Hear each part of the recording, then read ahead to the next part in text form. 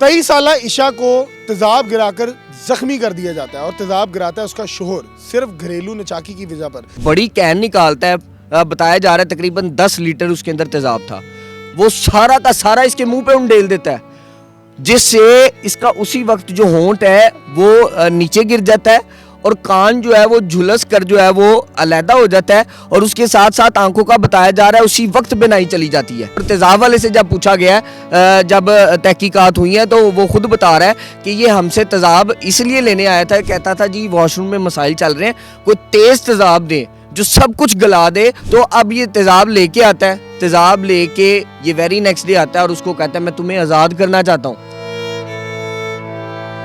जो इसका खावंद है वो पहले फरिश्ता सिफ्त बन के दिखाता है और ये बताता है, उसको बावर करवाता है कि जनाब मैं तुम्हारी हर आसाइश को पूरा करूंगा, तुम्हारे ऊपर अपनी ज़िंदगी की तमाम तर चीज़ों को कुर्बान कर दिया जाएगा और मोहब्बतों के अंबार लगा दूंगा। ये तमाम तर चीज़ों का जो है वो भरोसा दिलाता है ईशा को, ईशा की वालदा को, और वो समझते हैं कि पता नहीं फरिश्ता है ये वाकई।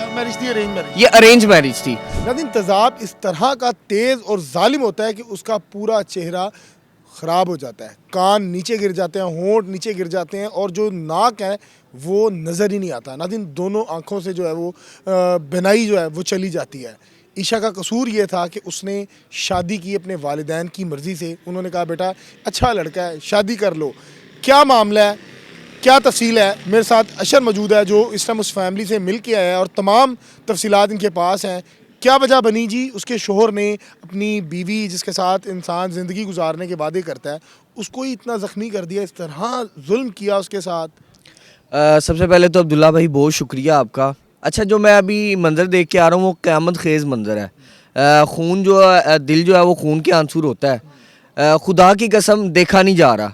यानी कि एक बच्ची जिसकी तस्वीर जो मैं पहले कबल जो है इस वाक़े से साने से कबल की जो तस्वीरें हैं जब वो मैंने देखी हैं तो मुलाहिज़ा करने के बाद आपकी जो हालत देखता हूँ तो एक अजीब सी कैफियत जिस्म पे तारी हो जाती है। इनको बताता चलूँ कि तस्वीरें इस तरह की हैं कि कुछ वायलेशन भी है और कुछ हमारी अखलाकी जिम्मेदारी भी है कि आपके साथ वो शेयर भी नहीं की जा सकती। ठीक है। अच्छा, वहाँ पे मेरी उससे बात हुई, बल्कि उसकी पूरी फैमिली से बात हुई। अब ठीक है, ईशा अब ठीक है, मगर वो अभी मुंतज़िर है। बहुत सारी जो तलखी है मुआशरे की, शायद वो उसमें जीना नहीं चाहती। बिकॉज ऑफ दैट वो कहती या तो मुझे मार दिया जाए या तो मुझे ठीक कर दिया जाए। सर्जरी जो है उसके लिए जो है वो बार बार बार बार रो के जो है वो फरियाद कर रही है। कोई शख्स नहीं है जिसने उनके सिर पे दस्ते शफ़क़त रखा हो। मामला जो है वो यही शुरू होता है कि जो इसका खावंद है वो पहले फरिश्ता सिफ्त बन के दिखाता है और ये बताता है, उसको बावर करवाता है कि जनाब मैं तुम्हारी हर आसाइश को पूरा करूंगा, तुम्हारे ऊपर अपनी ज़िंदगी की तमाम तर चीज़ों को कुर्बान कर दिया जाएगा और मोहब्बतों के अंबार लगा दूंगा। ये तमाम तर चीज़ों का जो है वो भरोसा दिलाता है ईशा को, ईशा की वालदा को, और वो समझते हैं कि पता नहीं फरिश्ता है ये वाकई। ये अरेंज मैरिज थी। जैसे इसकी वालिदा देखती हैं, ये वालिदा को बाकायदा, चूँकि आना जाना था ईशा का वालिदा के साथ, तो ये देखता है और प्रिटेंड करके दिखाता है कि मैं एक फरिश्ता सिफ्त इंसान हूँ, मैं लोगों की मदद करता हूँ, मददगार हूँ मैं लोगों का।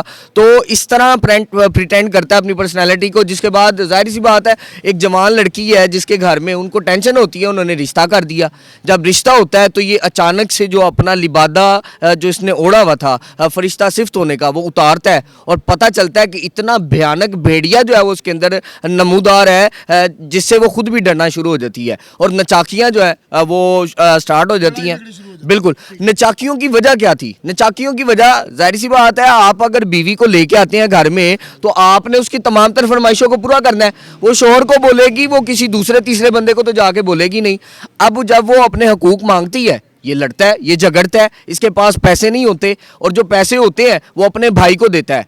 इसका जो भाई है वो बाकायदा इस पूरे मामले के अंदर जो है वो मुलव्वस पाया गया है और उनका कहना ये था कि भाई और भाभी की वजह से हमारी निचाकी का आगाज़ होता है। चूँकि पैसे जो है भाई ले लेता था। शादी के कितनी माह बाद हुआ? अच्छा, ये तकरीबन 1.5 महीना जो है अच्छी शादी चलती रही है और उसके बाद फिर अचानक से आगाज़ होता है नचाकियों का, जिसके बाद ये बात इस कदर हद तक बढ़ जाती है कि उस लड़की को घर छोड़ना पड़ जाता है, तशद्दुद होता है, मारा जाता है, पीटा जाता है, उसको ताने तशने दिए जाते हैं।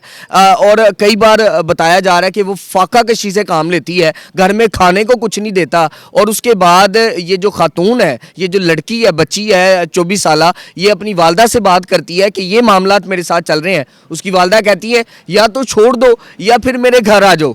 चूंकि जाहिर सी बात है, ये कितना को तशद्दुद बर्दाश्त कर सकोगी, कब तक भूखी रहोगी, मर जाओगी। वो घर ले आती हैं, जब घर लाती हैं तो ये दोबारा से वही फरिश्ता सिफ्त लिबादा उड़ता है और उनके आगे पेश होता है। 15 दिन बाद, 15 दिन तक इसकी वालदा इसकी तमाम तर चीज़ों को क्योर करती हैं। जो तशद्दुद किया होता है उन निशानात के ऊपर जो है वो मरहम पट्टी करवाई जाती है। और उसके बाद इसकी जो सेहत की खराबी का मामला होता है, चेकअप करवा के उसको बेहतरी की तरफ लेके जाया जा रहा होता है। इसी असना में ये आता है, अपनी पूरी फैमिली को मदऊ करता है और वहाँ पे बाकायदा हल्फन ईमानी कुरानी ये बात करता है कि जो गलतियाँ मेरे से हो गई हैं, जो नाचाकियाँ मेरे भाई की वजह से इस घर में आई हैं, मैं वादा करता हूँ मैं उसको रखूँगा नहीं। यानी कि अपने आपकी बच्ची को मैं एक अलहदा से घर लेके दूंगा जिसमें ये रुके, ज़िंदगी गुजारे, इसकी तमाम तरह साइशें पूरी करूंगा। ये ईमानी हल्फन कुरान के ऊपर हाथ रख के ये वादे करता है। कौन बता रहा है आपको? ये बाकायदा उसकी वालदा और वो बच्ची खुद बता रही है।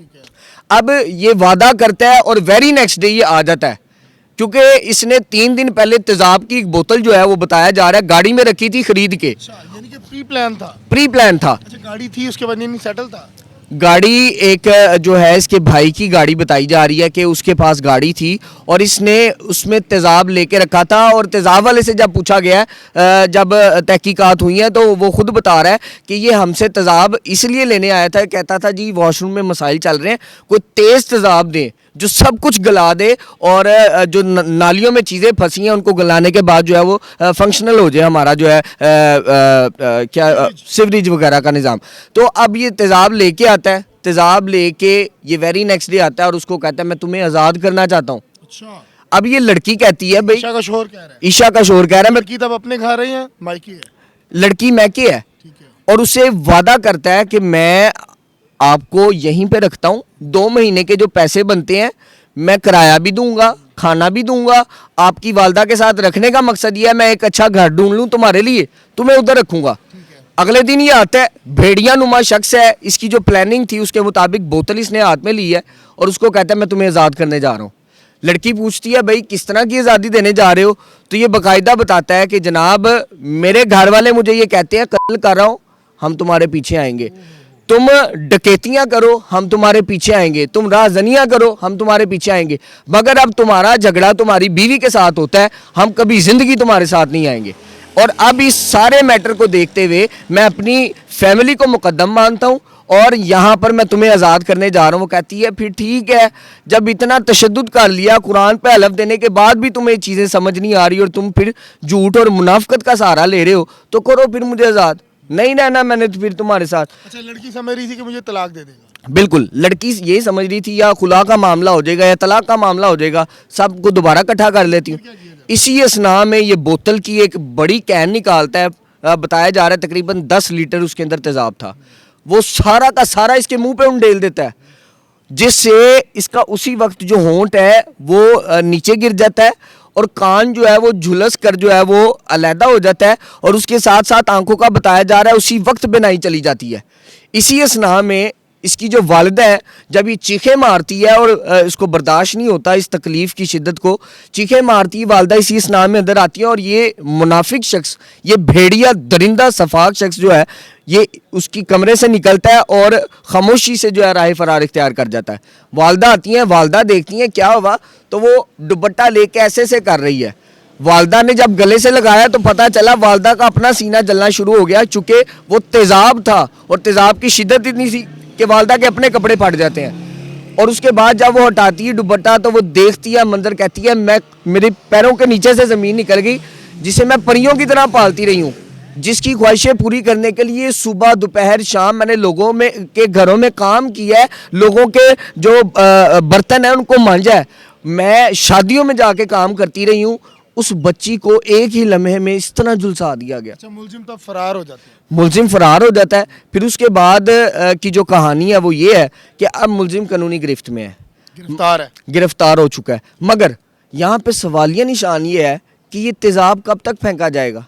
एक बच्ची जिसे रेड लाइन कहा जाता मेरा है। सवाल है अशर भाई कि तेजाब खातून पे ही गिरेगा? कभी ऐसी खबर सुनने को नहीं मिलेगी कि बीवी ने अपने शोहर पे तेजाब फेंक दिया। हमेशा से सुनते हैं कि तेजाब का शिकार खातून ही होती है और ख़ास तौर पे टारगेट उसके चेहरे को किया जाता है। अब मसला यहाँ आ रहा है उसकी खूबसूरती का कि अगर मेरी नहीं रही तो मैं रहने इसको किसी की भी नहीं दूंगा। यहाँ मुझे ये मामला नज़र आ रहे हैं। बिल्कुल उसने यही सोच के तेजाब फेंका है। उसने कहा अगर मैं तुम्हें आज़ाद करूंगा तो मैं तुम्हें किसी का नहीं छोड़ूंगा, किसी काबिल। ईशा जो है वो इस टाइम उसकी हालत कैसी है, ख़तरे से बाहर है और चेहरे की क्या हालात हैं? सर ख़तरे से ईशा बिल्कुल बाहर है, बातचीत कर रही है, मगर इस वक्त जो चेहरे की हालत है वो देखने के बाद शायद रूह फना हो जाती है। मेरे अपने रोंगटे खड़े हो गए हैं, दिल जो है वो रो रहा था कि यार ये किस तरह का सफाक दरिंदा है, ऐसा भेड़िया है कि उसकी बेहिसी का आलम देखें कि उसने बर्बाद कर दिया ज़िंदगी को।